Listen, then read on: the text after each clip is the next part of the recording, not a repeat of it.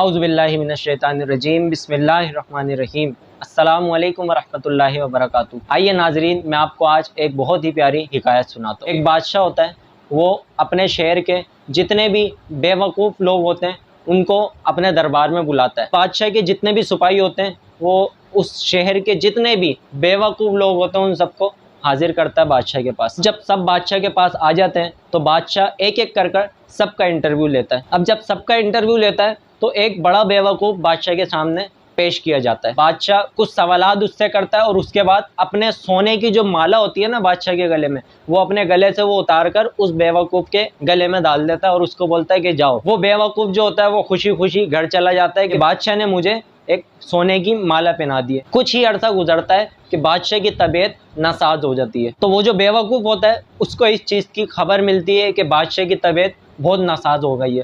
تو اب بے وقوف کیا کرتا ہے کہ بے وقوف جاتا ہے بادشاہ سے ملاقات کے لیے، بادشاہ کی تعزیت کے لیے۔ بے وقوف تو ہوتا ہے، وہ جاتا ہے بادشاہ کو دیکھتا ہے کہ بادشاہ جو ہے ایک بستر پہ لیٹا ہوا ہے، نڈھال بالکل جو ہے آخری وقت بادشاہ کا چل رہا ہے۔ بے وقوف جو ہوتا ہے بادشاہ کے سامنے جا کے کھڑا ہو جاتا ہے اور بادشاہ اسے دیکھتا ہے تو وہ بے وقوف بادشاہ سے کہتا ہے کہ پہچانا کہ میں کون ہوں؟ تو بادشاہ کہتا ہے ہاں میں نے پہچانا، تم سب سے بڑے بے وقوف تھے جس کو میں نے اپنے سونے کی مالا پہنائی۔ تو وہ بے وقوف بادشاہ سے پوچھتا ہے کہ آپ کی طبیعت کو کیا ہو گیا، آپ ایک دم سے بسترے پہ آ گئے؟ تو بادشاہ اس بے وقوف کو کہتا ہے کہ اے بے وقوف، میرا جو وقت ہے نا وہ ختم ہو چکا ہے، میں اس دنیا سے دوسری دنیا میں جانے والا ہوں۔ تو وہ بے وقوف جو ہوتا ہے نا وہ بادشاہ سے بولتا ہے کہ تم نے وہاں جانے کے لیے کچھ تیاری کی؟ میں یہاں دیکھ رہا ہوں کہ آپ کا عالی شان بنگلہ، عالی شان کاریں، نوکر آپ کے یہاں پر موجود ہے، تو کچھ گھر وہاں پر آپ نے تیار کیے، کچھ نوکر آپ نے وہاں پر بھیجے؟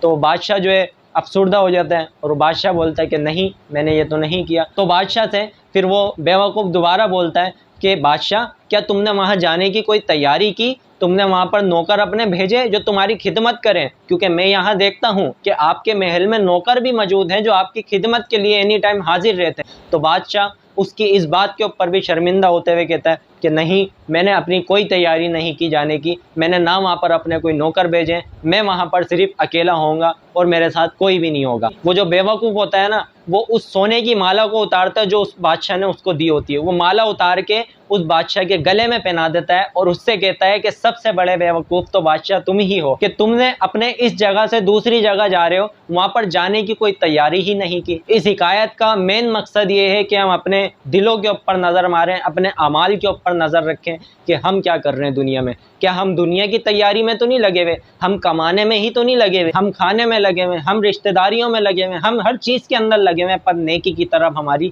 توجہ ہے ہی نہیں۔ ہم اس دنیا میں جانے کے لیے تیاری کر ہی نہیں رہے، ہم اس دنیا میں جانے کے لیے جو اعمال ہمیں جمع کرنے ہیں ہم وہ بالکل نہیں کر رہے ہیں، ہم اس دنیا میں جانے کی تیاری بالکل نہیں کر رہے ہیں۔ نہ ہم نماز پڑھتے ہیں، نہ ہم روزے رکھتے ہیں، نہ ہم اللہ کی عبادت کرتے ہیں، بس کام اور دنیا کے کام کرتے ہیں اور اپنی دنیا کو سنوارنے میں لگے ہوئے ہیں۔ تو ناظرین، ہمیں بھی چاہیے کہ ہم دنیا میں رہتے ہوئے اللہ کی عبادت کریں اور اپنی اس دنیا میں جانے کی تیاری کریں۔ اللہ پاک سے دعا ہے کہ اللہ پاک مجھے اور آپ کو نیک اعمال کرنے کی توفیق عطا فرمائے، اس دنیا میں رہتے ہوئے آخرت کی تیاری کرنے کی توفیق عطا فرمائے۔ آمین آمین آمین بجاہ النبی امین صلی اللہ تعالی علیہ وآلہ وسلم۔ ایسی اچھی ویڈیو دیکھنے کے لیے ہمارے یوٹیوب پاکستانی اسلامک چینل کو سبسکرائب کر لیجئے تاکہ آنے والی ہر ویڈیو آپ تک پہنچ سکے۔ پاکستان کا مطلب کیا، لا الہ الا اللہ، کون ہمارے رہنما محمد رسول اللہ صلی اللہ تعالی علیہ وآلہ وسلم۔ پاکستان زندہ باد، پاکستان پائندہ باد۔